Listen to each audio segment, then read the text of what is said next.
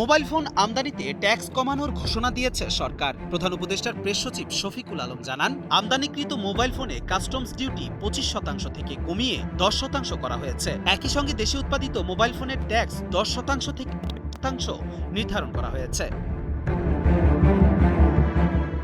সরকারের এই সিদ্ধান্তে দেশে মোবাইল ফোন শিল্পের প্রসার ও দাম কমার সম্ভাবনা রয়েছে বলে আশা প্রকাশ করেন প্রেস সচিব। তিনি বলেন, এতে বিদেশ থেকে ব্যবহৃত ফোন এনে রিপাবলিশ করে বিক্রির প্রবণতা কমবে।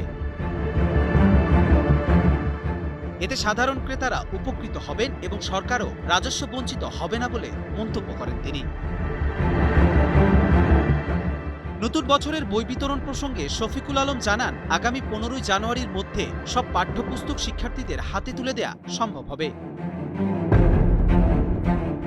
এ সময় উপপ্রেস সচিব আবুল কালাম আজাদ মজুমদার জানান, এরই মধ্যে 83% পাঠ্যপুস্তক বিতরণ সম্পন্ন হয়েছে এবং বাকি বই দ্রুত সরবরাহে কাজ চলছে।